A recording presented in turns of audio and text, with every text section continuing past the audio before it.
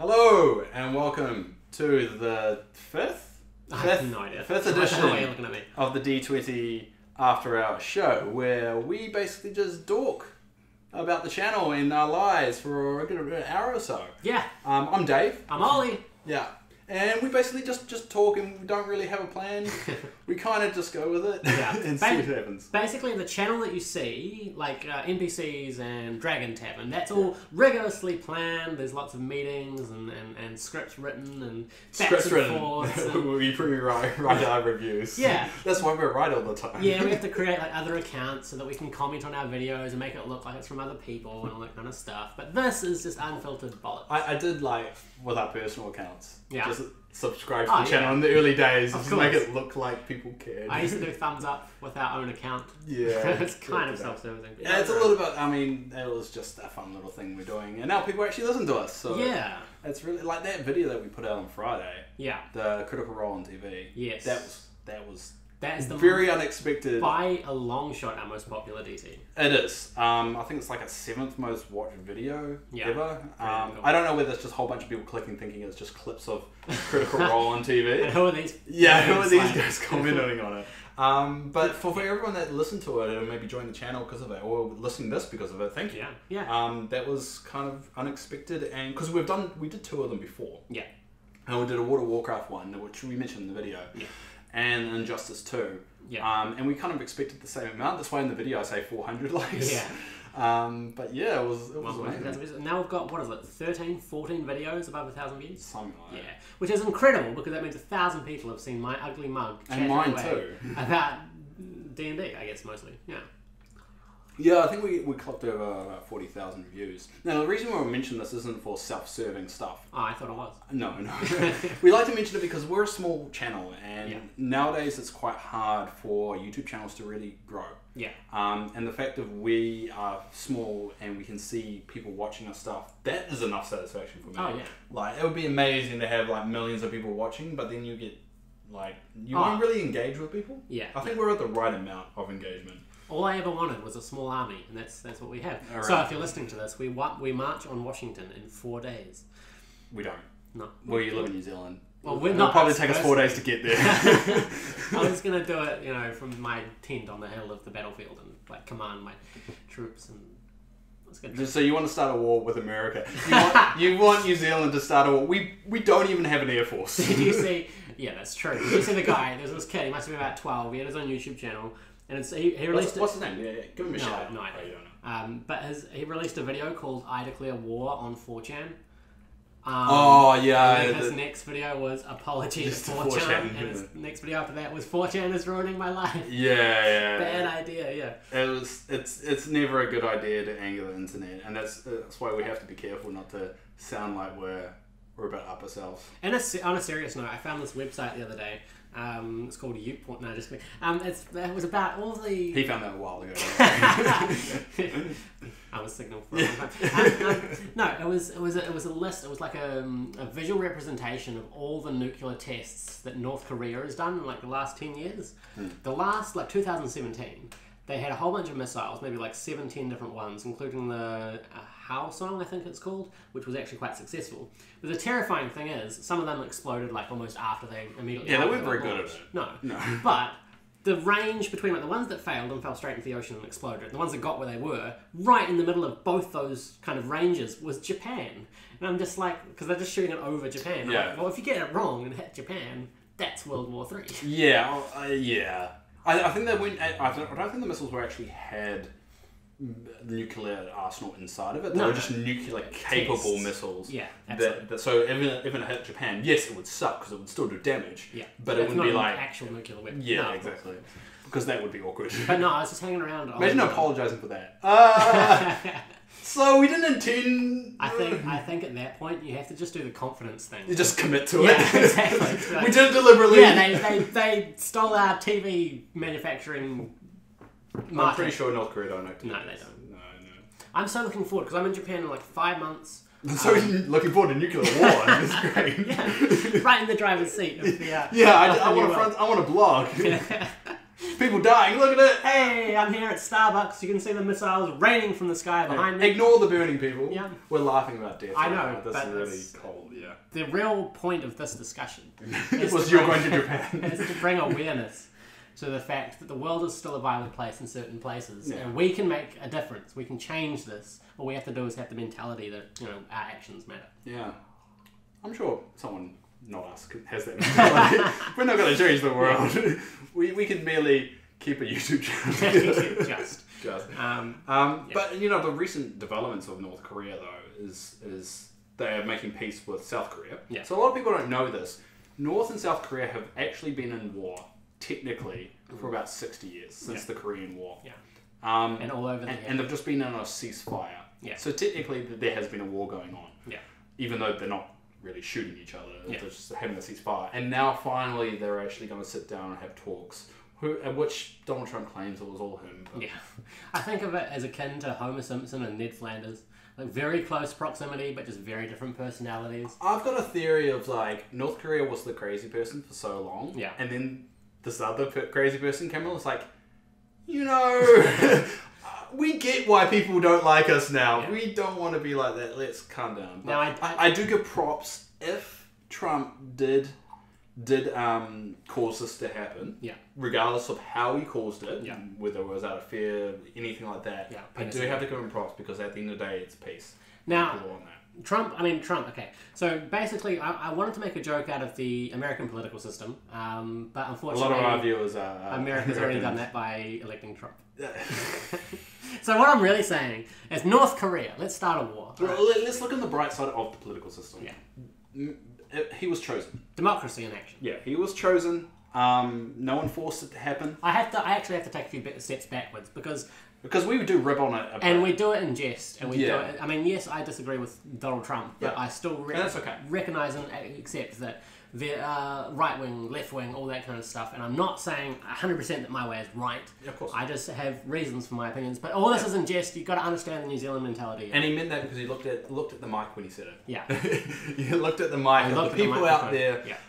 I think in New Zealand, because we rip on everyone and we rip on ourselves and we have that mentality that we don't, sometimes when we do jokes, especially on our videos as well, we sometimes come off more kind of dickish than we intend. Yeah, because it's that thing of when you start hanging out with people, you make jokes that are funny within the group, and then you go to a work function and tell them. Yeah, so if anyone has ever been offended on anything we've said, and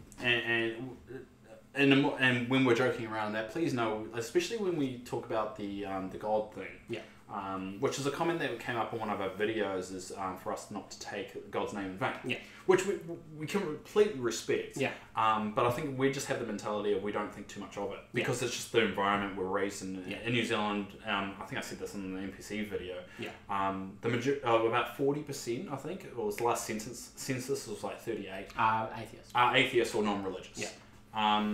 And so we've been bred up with that mentality and just be able to kind of realise everyone is absolutely fine following their own religion. Yeah. But we also take jabs and jokes, and it's just New Zealand. Yeah, that's just our kind of sociology, I guess. Yeah. Our makeup. But basically, I think if you're not actively going out of your way to harm someone because of your beliefs or impede their rights because of your beliefs, then you're absolutely probably doing well there. It's a fine line because you obviously want to respect your own religion because in the words of your possible God or gods or whatever entity you follow, it does say a particular way of life is frowned upon. Yeah. So I think you have to balance the fact of, you have to look at it as the fact of, is this person over here affecting my beliefs or how I live my life? Yeah. And if they're not, power to you.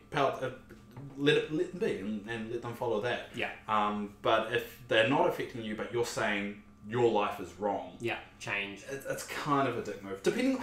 This is such a weird podcast because the last one was about Mario Kart. Hey, we talked about depression in the last one. True, and mental health. Yeah. I mean, we kind of we just talk about what's on our minds. It's true. And I think there's a rule in the internet: don't talk about religion.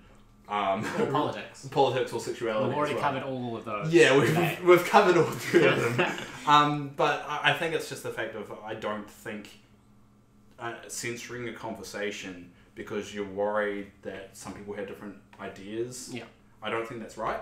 Because the only way you can express yourself is to express yourself. Well, and we don't mean any offence to anything we say. No. Again, it's like I used to hang out with my friend Dan, and our jokes are quite dark and black because that's just our sense of humour. Yeah. And then I went to a work function where I was the youngest by about 40 years. This was at the Court Theatre in Christchurch, so it was all the ushers are in like their 50s and 60s, and this sweet elderly woman sidles up to me and said, "What do you do for a living?" And I said, "Well, I murder small children and turn their skulls into breakfast bowls." And then I was like, wait, this is not the arena in which to use jokes like that. It doesn't even seem like a joke if you straight face it. the look on people's faces.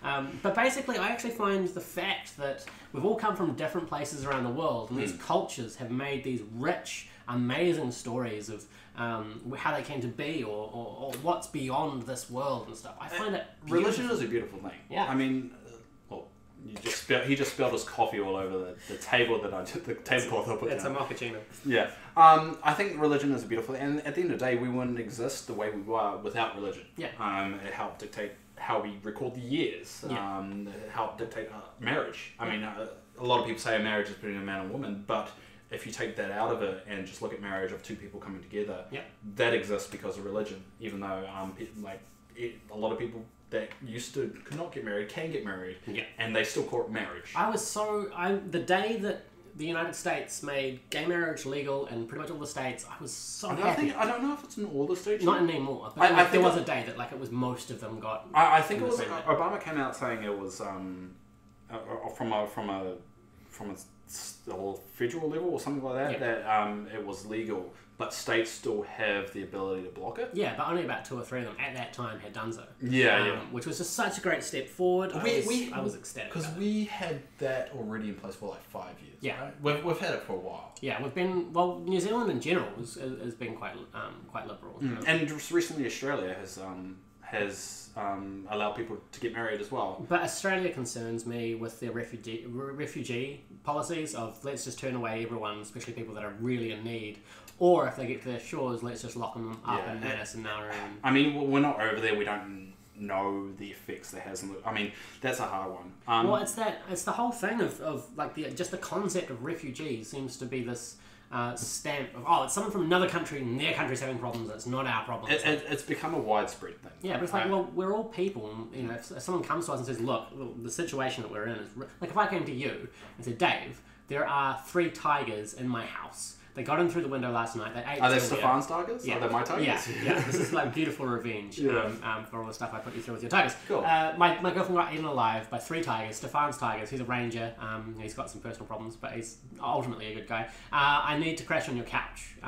Only problem is I'm from Uganda. And you whoa, hold up. Sorry, you're from there. Like, hold up. You bring the tigers? Are the tigers coming along? Because that was really the only thing I cared about. And I'm like, Dave, I'm missing an arm, I'm losing blood. Look, the tigers! Yeah, stick to the issue.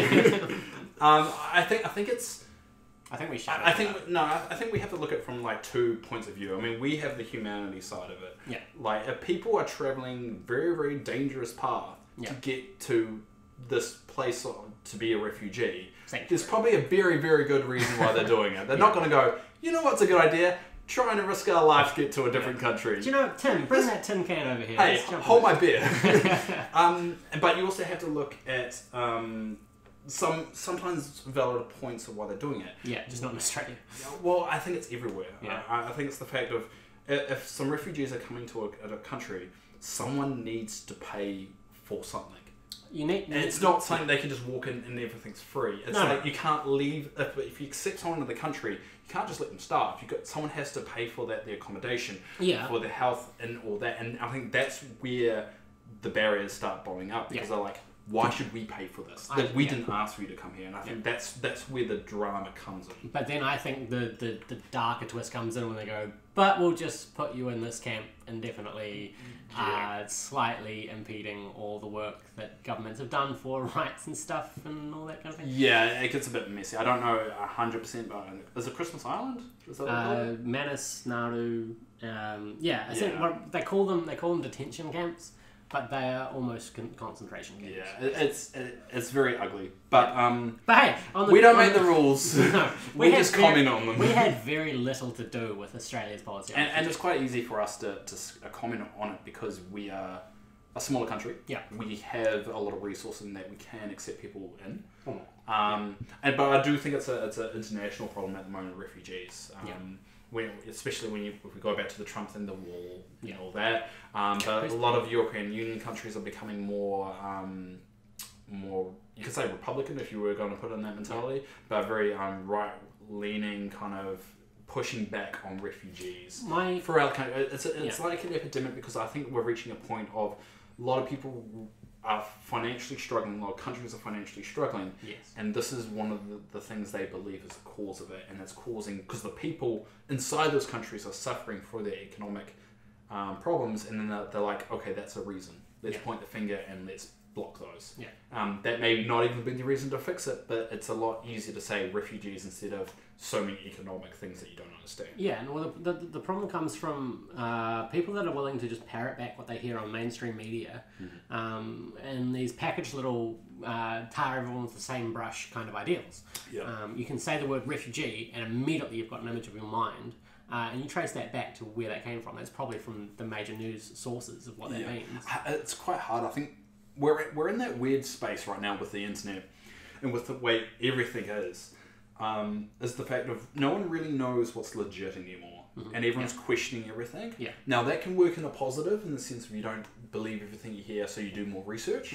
But it can also come from if you hear an actual fact, which is 100% true, and then you go to another source and that turns out to be false, but that fits your narrative or the way you're thinking, you're going to believe that and saying, oh, CNN was wrong or Fox News was wrong because I found another source. It's the same concept as in magic and mentalism, where basically you really just go left field with some of these analogies. It's like we're talking about news. It's like magic.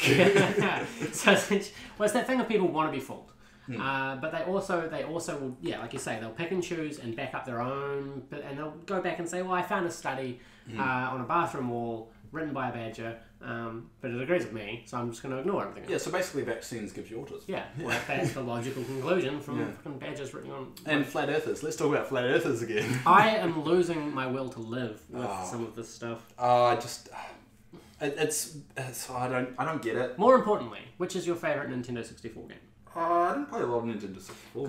Mario Kart. Well, I have to be okay. I still haven't got that one yet, but a lot of people said I need to get it. Have you played any Mario Kart? Yeah, I've played it before. Oh. Yeah. Because, my day it was all Ocarina of Time and Super Smash Bros. I played Pokemon Snap for a while. I actually bought that online for about $150 and clocked it and then sold it on for about $150. So, yeah, it was good. So you made nothing? No, I made no profit, but I had hours of entertainment that many would consider priceless. You basically rented it. Rented it for free. Yeah. But yeah, no, I've just been on a mission because, I've been on a mission to buy all the games from my childhood. I would love to have enough dollars in my bank account to have several consoles. Yeah. From old school ones. Because I would love to get like the PlayStation, like when I thrashed that. Yeah. I never had like a Nintendo 64 or or like a Atari or anything, any of the old school ones. I kind of got into console gaming around the Xbox. Oh yeah. PlayStation. Original? I think original. Yeah. Original PlayStation. Because I played Tekken 2. I thrashed Tekken 2. Well, me and my cousin Stacey clocked Spyro the Dragon 100%. Oh, I had Spyro, It took months. I'm really looking forward. They're doing reboots of it. Yeah, so they're doing a similar thing they did with Crash Bandicoot. Yeah. And how they like combined the 3 games and put it in a remastered edition. God, those games They're doing the same with Spyro. But yeah, I just bought Ocarina of Time, so I'm just playing through that again. Cool thing was, the image online was of the standard cartridge, but I actually got sent the collector's edition, which was kind of cool. No, they probably didn't even know what they had. No.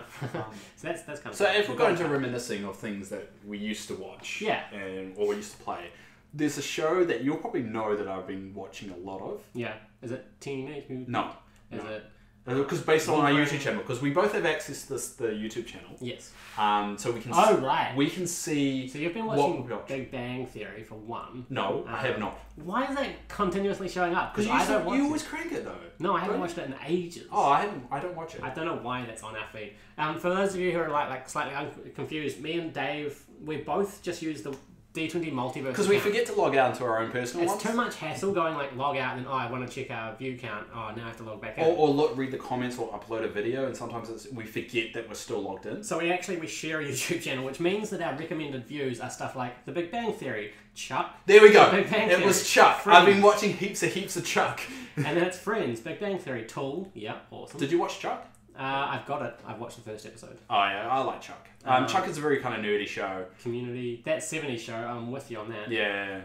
College humor. This is quality content. I'm just reading. I recommend it. Scrubs. But yeah, I've been watching heaps of Chuck. Cool. And yeah, it's weird that because I watched a couple clips of Chuck and I'm just like, why don't I just watch the whole season? And now I'm just going through the season. I just discovered something cool from last year called Counterpart. I love it from an actor's point because it's about these two old. Well, at some point, our universe splits into two different universes, and from that moment, I like it. You say it like it's going to happen. It's like at some point, yeah. Well, there's the decision branch of reality theory where every time you make a choice, both possibilities are played out in alternate dimensions. Yeah. But anyway, it's called the multiverse theory, isn't it? Yeah.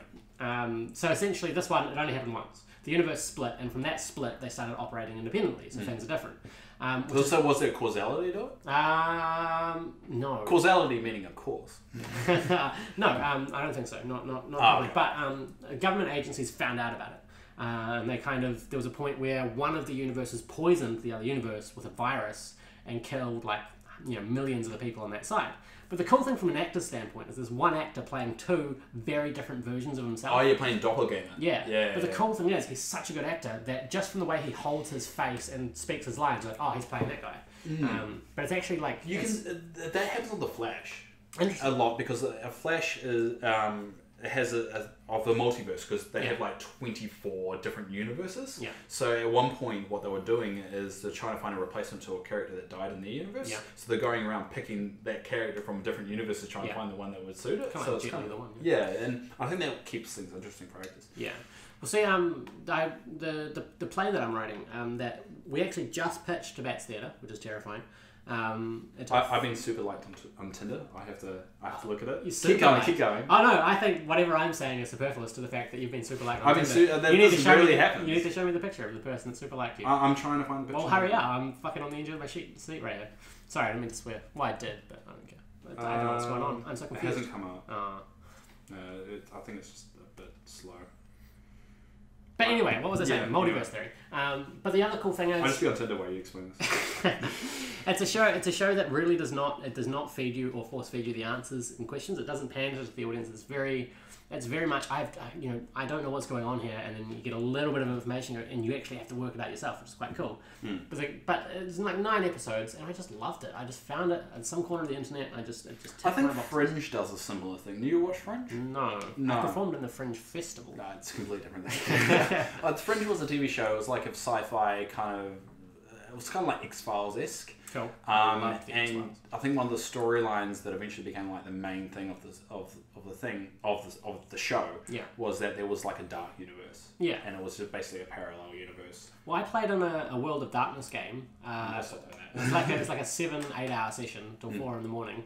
And the Dungeon Master... Explain what World of Darkness is a tabletop system much like Dungeons and Dragons, but with key differences. It's another RPG. Yeah, tabletop. And the DM had created a world where every alternate event had been played out. So instead of George Bush becoming president, Cheney was, and all this kind of stuff, and that's how it affected the world. Which I thought was a really interesting way of doing it. But he'd actually built his own Dungeon Master's Guide over the 10 years of DMing this game. So he came up with his own rule sets and campaign settings and stuff. And he actually had like a massive book of his own creation, like his Tal'Dorei campaign setting, but his own 10 years worth of this game. I think I've heard of something similar of someone playing the same D&D game for like 20 years. I've had people come into my work and start talking about tabletop. Like, yeah, I've been playing a character for 20 years. It's like so cool. Because I'm recently invested in the D&D world. Yeah. So I've created only really one character I've spent any major time with. That's Stefan. Yeah. And now looking back on it, it's like I can't imagine doing another character. It was just like I've got so much invested in this character now. I just don't want to play another one. Yeah. And I think that's a little bit limiting for myself. Why I had a game with people that you know, and you know why I left that game because of things that happened with those. I like people. how vague we're being. But okay, how about we said this? I don't know if we can. How about we won't talk about specifics, but it was the Eyes of Alicia crew. Yeah. But that game kind of fell away, and we're no longer going to be doing that going forward. I think that's fair to say. Yeah. So I was playing a character in one of their games that I'm no longer playing, but my girlfriend Julia plays in the game, and they asked me to come along because they were one player short for a session. So I played a one-shot character, and they're like, you're welcome to come back and join us as a full-running thing. So I get to play that character again. So I've taken that character from that Is world. she still playing it? Who? The Julia? Yeah. Oh, it's still in the game? Yeah. So we'll be playing alongside each other, which will be interesting.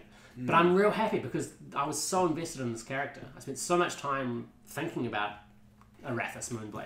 I guess that kind of leads into a conversation, is how do you feel when it comes to relationships in D&D? Like, this is your two characters, yeah. Do you want them to get together in the game? I honestly, the game itself that I'm playing in is quite RP heavy. It's about the plot and stuff, so I honestly think I'm just going to play whatever the character's reality is. Because I don't like that. No, I've heard so many problems, and I think Ben was one of the people they had a problem with. That he had a similar problem. Yeah. Is that he had two characters, and in game they wanted to be a couple, and they were a couple outside in real life. Was this the one where the guy was a bit controlling? Yeah. Yeah. And I don't like that. Yeah. I kind of feel it's a little bit limiting because you can't really... so that was me. You can't really... It kind of feels too real. Yeah. It doesn't disconnect what you're doing. You're like, this is D&D, this is an alternate world, this is not reality. But if you're still a couple doing coupley things... inside and outside a game, it kind of just it doesn't feel like you're having that disconnection from reality. No, I understand what you're saying. Yeah, I'm pretty much with you on that as well. I think it should be dependent on the character's reality and that kind of stuff. You should just expect. And that's why I kind of like Critical Role and why I respect them is that the relationships they did in there wasn't real life. It wasn't the real, because I mean obviously Travis and Laura are married. Yeah. And they don't become a couple at all. Because I mean Grog and Vix would kind of be a bit weird. And that's why I'm kind of against them becoming a couple in the new campaign. Because it feels like because they can do inside. I don't know. I don't know how I feel about it. I just don't think it. I'm actually finally getting to the point within the new campaign that I'm, I suppose, invested. I mean, I've been invested for a while, but I'm actually like very on the edge of my seat, excited to see what the characters are going to do. I think it's clicking for me now. Yeah. I think it took a while to get into it, and I think now the plots are getting a little bit more complicated. Now the world's more fleshed out of where we are. I think we had the luxury when we started doing these reviews. I think it was 93. Episode 93 when we started. The world had already been established for 2 years. Yeah. And everyone knew the locations. Yeah. Everyone had a map. Everyone knew what the characters were like. You can go on ups and downs. We'd seen the previous story arcs of the main bosses. And they had done a lot of work in establishing what each character was and who they are. Yeah. But this time we didn't have that, and so it just took a while. Yeah. And it kind of goes into if you stream your own games, or when we stream our games, that's why those games take a while for people to get invested. Yeah. Is because you kind of need to give it time. Yeah. It's not a watch one session, you get invested, it takes time. Yeah, exactly. That's what I love about watching a TV show for the first time. And after 3 episodes, you see the characters like, oh, I wonder what he's going to do this time. Yeah. And as a writer, that's bloody difficult to actually get people. And it's one of the main things that you hear in the workshops. Because I do a lot of writers' workshops of people saying, yeah, okay, it's well written. I like the way their personality is. But why do I care? Why am I going to sit for an hour and watch this person? Yeah. It's a real tough thing. And that's why I'm excited to have the live streams on, but I don't know... if people would... I mean, we had people watching before. Yeah. And we had people enjoying them before. Yeah. But, I mean, it wasn't huge. Yeah. There's a lot that I want to do to try and make it a popular channel. I would just love... A popular show. A popular show, sorry, not a channel. I would love to be able to get some of the comedian guest players we've had on that were great, like Alexander Sparrow, to be able to do it regularly. I think that would make it so cool. I think we don't have actors. I mean, but the other guys, they're not actors. No, they are literally just normal Joes, and I like that. Bunch of nerds. I like that. Yeah. it's that thing of like when people say... It's like we have to decide whether we want a show or like a show that's going to be that's there to serve the audience, or do we want a Dungeons and Dragons show and show people what it's like to play with us? You know what they say, like a lot of the times online, of people that are just getting into D&D through Critical Role, and they say it's not going to be Critical Role when you play. These guys are voice actors, they've been doing it for years. I'd love to be able to have people invested in the characters and as they're playing for the uniqueness, but also getting a real insight on what it's like to watch just regular nerds playing. That's D&D. What I want us to hold. Yeah, I think that would be very useful. And as long as we're not trying to force it to be a show, I think a more organic approach, and that's what I liked about the streams. They felt very more organic and very natural. Yeah, and exactly. I think that's a nice way of showing people what D&D is truly like, and not to say Critical Role's not truly like that. I mean, it's just it's at a much higher level. Yeah, I mean, we're never going to be like that.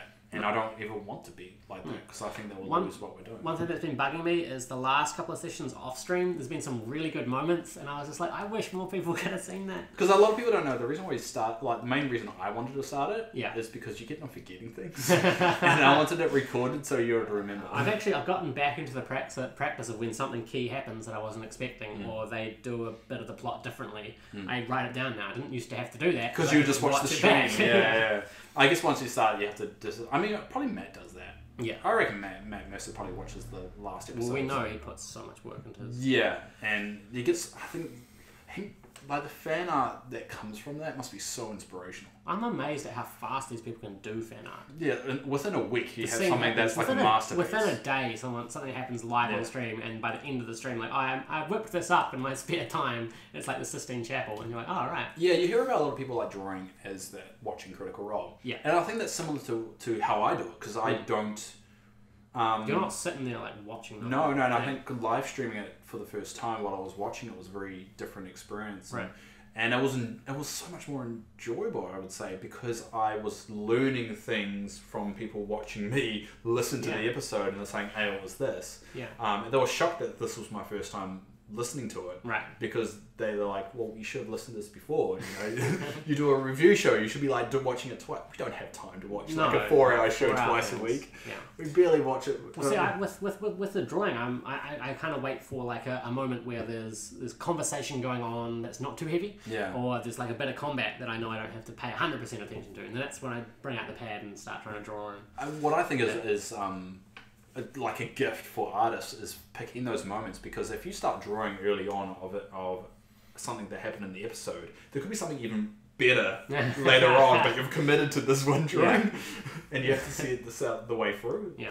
Well, see, that's what people are like with talent. We don't know what it's like.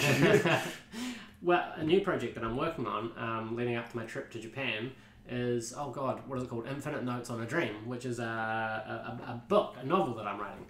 Which is non-fiction about life and life in New Zealand, life with mental illness in New Zealand, and life travelling the world through the eyes of someone trying to grow as a writer or as a poet or whatever. Well, where have you travelled to? Well, this is about the fact. Well, not gone further than Australia. Oh, okay. But it's essentially the story of me going to Japan. Oh, okay. Everything leading up to it, watching my writing evolve, because I've been very recently heavily influenced by the Japanese poets of the Heian Age, which some literaturists have said is the greatest outpouring of poetry in Japan's history.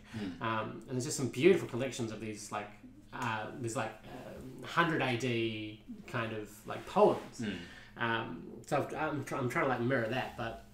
Sorry, I just told Ollie. It kind of threw him off a bit because he taps the because one of the problems that we had in the last podcast was too much tapping. Yeah. So I'm being real conscious of that, but you kind of went on a frenzy there. I just had to kind of like. Well, I mean, if we had a bit of cloth for this table, maybe. Yeah. But basically, anyway. I've always wanted to write a novel, and I just think this would be good material, I guess, for doing that. So it'll be a collection of short stories, a collection of the journey through Japan, a collection of my poetry whilst written there and leading up to it. Okay. So currently, it's called... You're so resisting to tapping the table. I can see that. You're like touching yourself. I'm like, what do I do with my hands? Oh, no, you can put your hands on the table. Just kind of... Just don't whack it. I'm just going to do... It's just for the people listening. They don't hear the thumping in their heads. So it's called Infinite Notes on a Dream, currently. But I haven't checked. Can you stop doing that? Anyway. It's really distracting. Like wrapping my... It's like straight jacket kind of wrapping. I'm straight jacketing it. Yeah. Actually, the first time... There we go. The first time I got put into an insane asylum, essentially, as you call it, as I like to call it, I was really worried. You should establish that's not you bullshitting. No, I legitimately have schizophrenia and legitimately was pulled from my house. Because a lot of people say I was in an insane asylum. They don't say it like a serious thing. Like, I just went to an insane asylum. They say mental health ward, but I much prefer the term insane asylum. Yeah, it's like that's like the PC thing. Yeah, a crazy ward, you know. Yeah, exactly. Like, because I literally was at one point dragged into a car and driven to a hospital where they kind of, and it's terrifying. But one of the things I thought was, you don't go in there when you're in your same mind. It's like, oh, this is enjoyable. Yeah. I like what you've done with the courtyard. I like the medication. Yes. This is the room that I was spending some time in. That's wonderful. I like the piss stand. I can't wait to get in the straitjacket. But see, I thought that's what it was. I thought I was going to be put in a small padded cell with a straitjacket. It's not that at all. It's just, that's the cliche. Yeah, which is actually like this horrible thing that people, like the misconception, is that a mental institute, or an insane asylum, mental health ward, there's this view that it's a place where you're taken from society because there's something wrong with you. And you're just hidden away, you're blocked up so no one has to deal with your craziness. It's very rarely seen as a place of healing and of personal growth, which is actually what it is. Well, that's what prison is as well, was intended to be. Like, prison's supposed to be rehabilitation to be introduced into the public. But it's been warped so much that it's stopped being like that. Well, it's pretty much the mirror. Like, prison is saying, this is a place where you grow and you know, become a better member of society. And the insane asylum is where you're put away forever, when really it's the complete opposite. Like the people that I met there were, it was incredible. The stuff I learned about myself and the world and the different viewpoints of the world and the rich history of writers that have suffered from mental illness and stuff. I think also is that a lot of people kind of go on isolation trips to reset their minds as well. And that's kind of a similar thing as the fact that sometimes you have to be taken out of society for a little bit to kind of reset your brain and realize sometimes you overthink about money, jobs, relationships, social aspects, what you should be doing, what you're not doing, and beating yourself up for that. If you take yourself out and put yourself in isolation for a while, realize you're a human being and your life is just whatever you make it. It's and a sane asylum, I think, is just not a sane asylum, the mental health ward, whatever. I like it's, obviously some people do have mental health issues, but sometimes have been put away, and that helps reset the brain to be able to manage that better and control it. And the bad stigma on that is kind of horrible, because when people say, hey, how about you just go to this place for a month, able to reset your brain, find techniques, but people are still against that because of the stigma that's attached to it, instead of thinking, hey, I could just fix the next couple of years of my life if I just put myself in this place and breathe for a bit. And some of these places have spa pools and nice courtyards to read and stuff. I think you think of a resort. It is kind of like a resort in some ways. But no, essentially it's like, even if you're struggling with something that doesn't require hospitalization, it's not something that intense, I'm 100% with you. Even just getting up a hill and just stepping back from the city for a while. Yeah.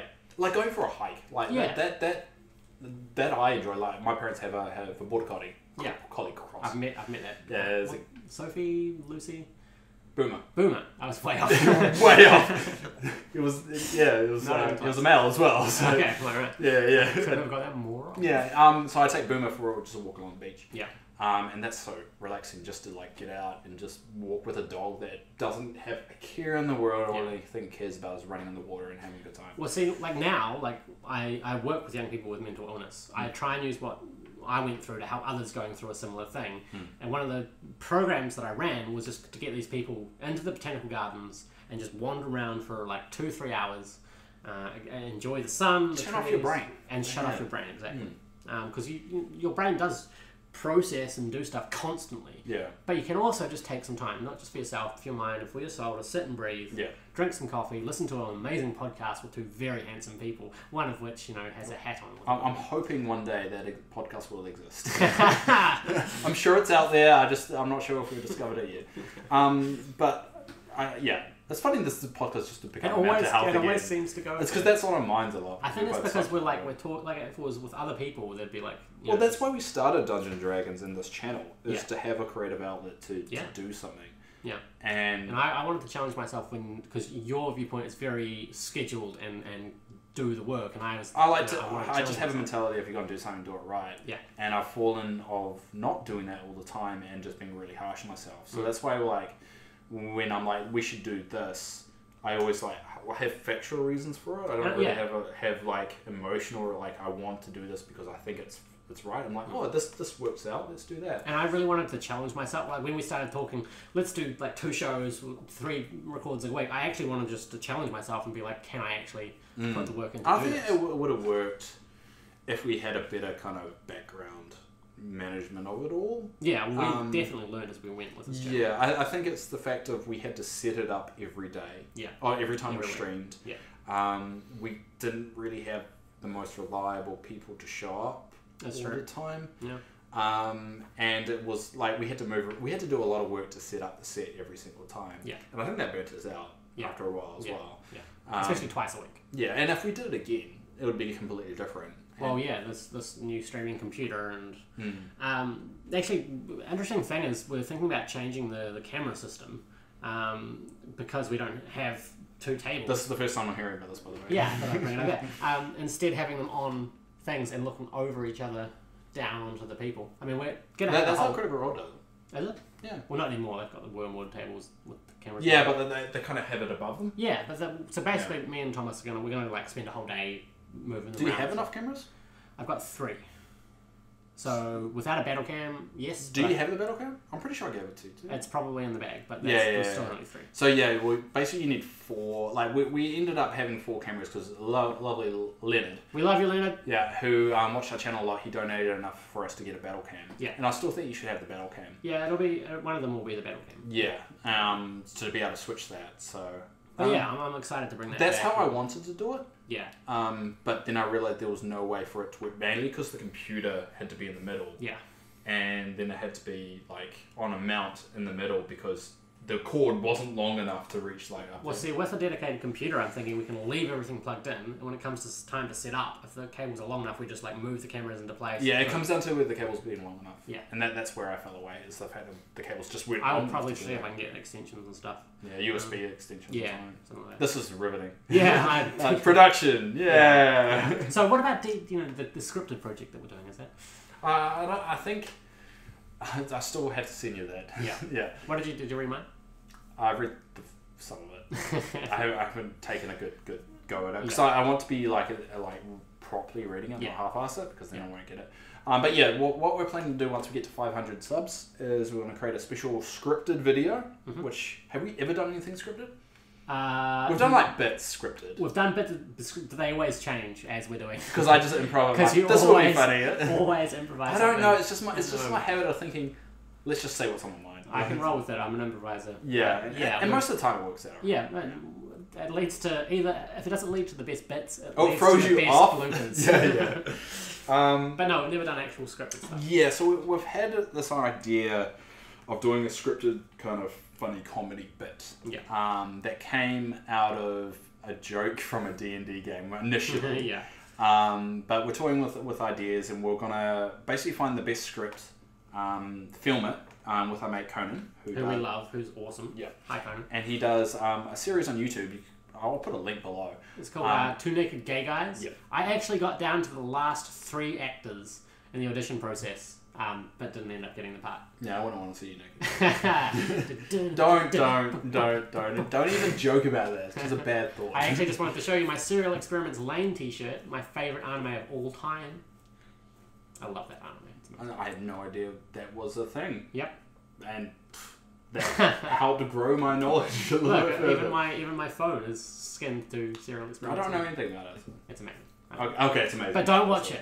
Anyway, our project, once we get to 500, we're planning to release it once it hits 500, or probably we won't, because it's going to take a lot of editing, because it's a brand new concept. And a lot of filming. It's a lot of filming, and it's a lot of practice, especially for me, because I'm not an actor. Pretty much everything you'll see me act is in those bits. That's pretty much the most acting I've ever done. Yeah. But Ollie's an actor, so we'll probably film it, see how it comes out, do a bit of editing. The thing is, we haven't mentioned it that much, mainly because it's... I don't know if we can pull it off. Yeah, we don't want to promise it and then not be able to do it. Yeah, but just know we're doing something similar to that, and if you've seen Viva La Dirt League, that channel out there, that's a little bit of inspiration for the kind of skits that we're going for. And I was kind of taking inspiration from Jake and Amir, which is my favourite. Yeah, I think that we're like a Jake and Amir combined with D&D. Yeah. Imagine that. Yeah, I think that's a good project. Yeah. So hopefully we'll see that. We're not going to call it Jake, like Dave and Ollie or Ollie and Dave, mainly because we'll just fight over who's named first. Yeah. And then like whoever does, whatever we agree, whoever actually does the edit will have the final say. Like, I thought we agreed to do Ollie and Dave. I changed the title. Sure, yeah. But then we both have access to change the title. Yeah, so I'll just go back and forth. But we do have a name for it. And we're planning to release that once we get to, planning to start filming it once we get to 500. As a thank you. And if it turns out lame, it turns out lame. If it turns out people like it, we'll make some more. Yeah. Another thing that we're doing once we hit that 500 mark, which I don't think I've told you about. This is always exciting for me when you say something like that. Patreon.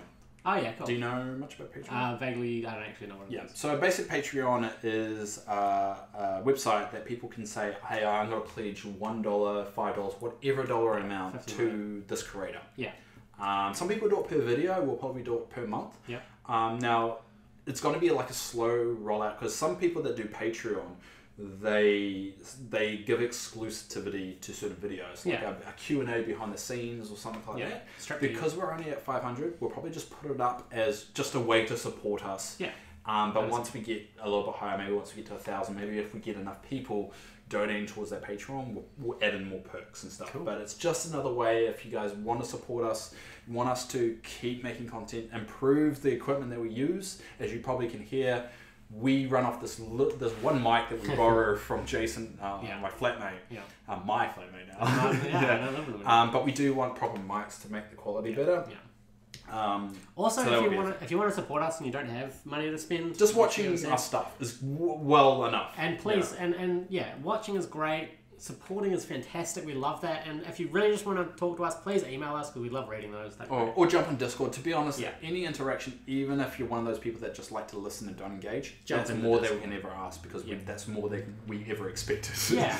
And it's actually been there's been some real kind of stuff that we've had sent, which is just lovely. How are we doing for time? We're doing that. So I guess we'll go to fan mail. Okay, fan mail. We'll go with fan mail. So seems a natural bridge. Yeah, it feels like natural-ish. So we got some fan art, which I'll put up right now. Ooh, Could you write on your phone the timestamp for that?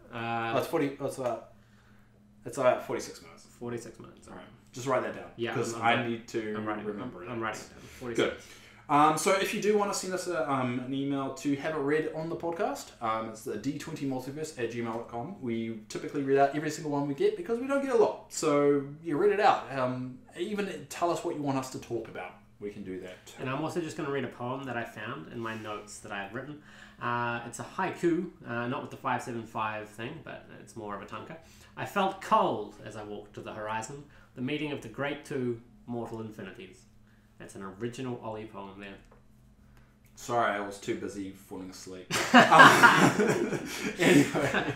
If you want to read more of that, check out my book, Infinite Notes on a Dream. That's not released yet. So that hasn't even been started. And it may like a year's time you hear this. It's like, I want to look at that book, still not released. Yeah. So the person who did our art is Alex. Hey Alex. We'll just do a shout out for Alex. You're awesome. So yeah, thanks for that. He said, Dear Dave and Ollie. That's us. Dave and Ollie. Yeah. Dave and Ollie. Yeah. My name's Phil. Save the best for last, I understand. Yeah. No, save the best for never. So basically we said, so I'm not the best artist, but you guys deserve more fan art. Please keep up with the great content. If you want to show and credit the art, please just say it's from Alex, which I did. Yep. I just said it was from Alex. I love that. That's the second ever fan art we ever got. Yeah. And we love it. It's amazing. And it's actually like, I've been looking at your art, I'm like, that's what I'm going to try and be good enough to do, like shading and angles and stuff. Yeah. It's kind of very, very flattering. So James Grant, who sent us an email last time, and he sent a new email, goes, Dave. Not even an Ollie on this one. Not even an Ollie. I'm here too, you know. Proud to be mentioned by you guys. So you said guys, so he knows you exist. He just didn't address it to you. Yeah, no, that's fair. Mainly because I did the reply, maybe. Maybe, I don't know. Maybe he's just got prejudice. He goes, now I better catch up with all the podcasts I may have missed. To be honest, this is randomly, like, it wasn't us two just before. No. It was, I think it's easier with just us two. There's not so many voices yelling at just the ones in my head. He goes, lol. Yeah. My local D&D game is always Thursday night, so I miss the live broadcast of Critical Role. I try and watch it on Monday nights, and then watch your commentary when you put it out. So we put it out probably. He says Eastern Standard Time, so he's probably in America. Yeah. So Monday nights we release it on Tuesday. Yeah. American time. Best. Yeah, like Wednesday New Zealand. That's why on our channel it says Wednesday. Yeah. Should I change that? It's hard to know because most of our viewers do come from America. Yeah. But we are New Zealanders. But we technically do release it on a Wednesday. Yeah. Maybe, I don't know how I'm going to do that. You could just, I don't know, maybe 2 different timestamps. One in Eastern, Western. But then it's like, well, I'm in England. How come you're not mentioning my time zone? I'm from Wakanda. Anyway, things today are a long way from 6 of us guys. Wait. Things today are a long way from 6 of us guys sitting in my dorm room in college in 1977. That's when he started playing Dungeons & Dragons. That's like 3 years after the first D&D was released. Never though the game would... never... I think he meant thought. I think he forgot a T on this, so I think he means never thought the game would be this popular after the satanic thing back in the 1980s. Do you know about that? Yeah, basically D&D was seen as a satanic practice of worshipping the devil because of demons. It was kind of cultish, people gathering in a room and low light. But wouldn't it be something the support of a team getting together and killing demons? Wouldn't that be like something they promote? I don't think it was backed up with a wank load of logic. I think they just said, "Oh, there's demons in here. It must be evil." It's that thing of always having to have some kind of bad guy to focus on, so you forget about the real evils in the world. But isn't that what the devil is in the Bible? Lucifer. Yeah, Lucifer, a fallen angel. I shall exalt my throne above the stars of God. Essentially, he wanted to challenge God and say that. But he's still the bad guy. Honestly, I think Lucifer's racket is the fact that he runs his religion in a way that people will admit their wrongdoings and stuff right to him, which works in his favor. But really, he's actually just another fallen angel. But isn't that what you do when you go to like? When you ask for forgiveness, when you go to like a confession. Yeah, but you never like go up to your God and say, "Hey, I'm planning to murder this guy in my basement." Oh, so if you do it to a follower of God, it's okay. But if you do it to the actual God, you're in trouble. Yeah. I think it's part of Lucifer's record. I would have thought like going directly to the guy and asking forgiveness is a lot easier than going for just one of his followers. It just seems like that would be the logical thing. Well, he was seen as having perfect beauty, and essentially thought that he could run the heavens better. So he took a third of all the angels from heaven and took them to his own realm and set up a place where he could be. Imagine the selection process during that. It's like a third of them. You're kind of too nice.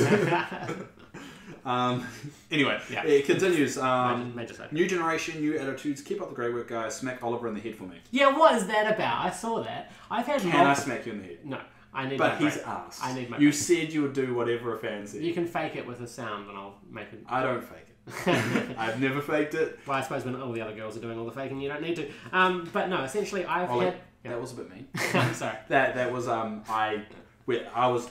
Like, we could hint at that, but to actively say it is kind of a dick move. Oh, well, I'm just trying to deal with it. It's too real now.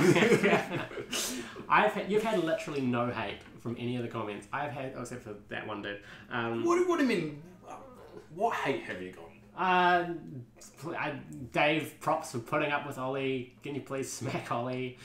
I don't think they actually mean that. I'm pretty sure there was one that was pretty sure. Do you read the comments and go, what a dick.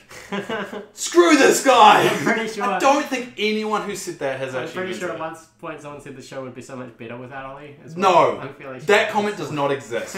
I think you're making that up. I have all the comments. I will literally go through every comment just to prove you're wrong on that. Remember, we used to get the one of, you guys suck, go die. Yeah, that's an actual angry comment but at least we got it. We were both included in his hate, so I felt a bit better about it. But you can't look at those comments and go, he actually means this.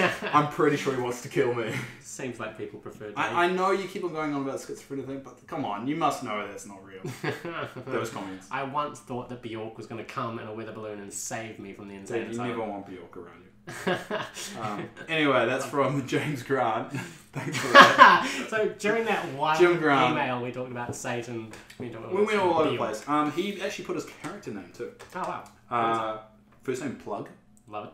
Von. Yep. Sphincter. You have to be kidding. Sphincter. He was a dwarven fighter extraordinaire. That's beautiful. So thanks, Plug. aka James. You're a legend. So yeah, that's the 2 emails that we got. Yeah. So if you want to be read out on the next podcast... And kind of get ripped into a little bit if you want. But if you don't want to be ripped into, just leave a comment that says don't rip into us. Because we're more than happy to We're very respectful of people's wishes. The sarcasm, yeah. Because we come from New Zealand, our sense of humour is very, very sarcastic. Exactly. Except for, like, if you comment, Ollie will take it literally. I will take it word for word. It'll ruin my week. You can't honestly, like, read that. It's like, well, how dare he say that? I was pissed when it just said, "Hey, Dave." I think because that kind of goes into my character, how I just like I rip into everyone. Yeah. Because you don't rip into everyone because it's just your nature. It's that thing. I can't remember who was talking about it. It was a comedian talking about if you can't make fun of the serious issues, that's when it becomes a real problem. Yeah. And that's why we make fun of like everything. Yeah. Political system. We can't hold off. So we might as well kind of end it there and wrap that. Yeah, that was kind of fun. That was kind of fun. Oh, what was wrong with it? Was it 9 out of 10? was it a 7 out of 10? Well, I mean, what was right? The podcast literally hasn't finished yet. You're already grading it. I'd say like 8.5. Well, what was wrong with it? I ran out of coffee halfway through. That's literally... We're literally filming in the kitchen, Last Ollie. time we did the podcast and I got up to make a coffee. I finished my wine. Do you hear me complaining? Yes, you just did just then.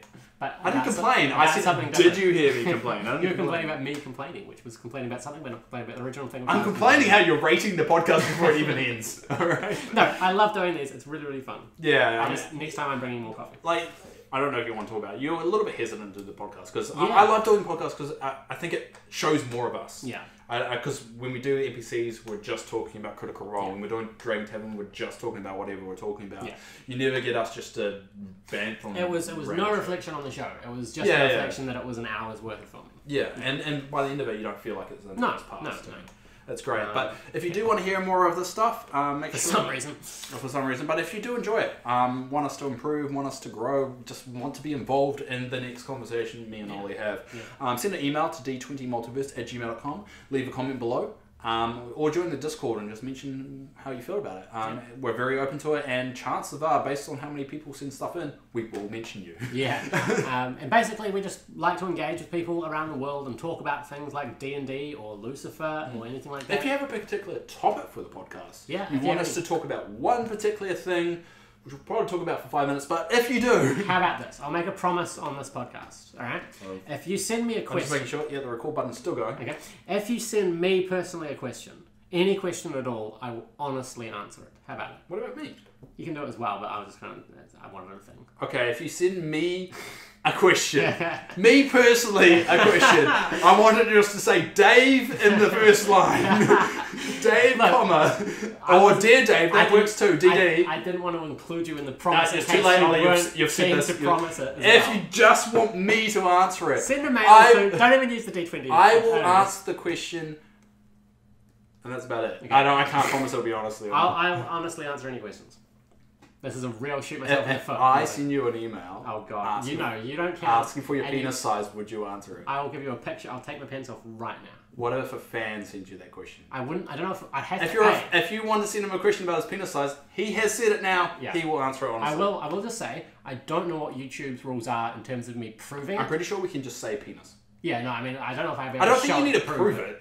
Because I don't think you need to prove I have a large penis, and it's like some people will not believe the mere monstrosity that is contained within my pants. You brought it up, man. I think the word monstrosity got it. I think abomination is a better word for that.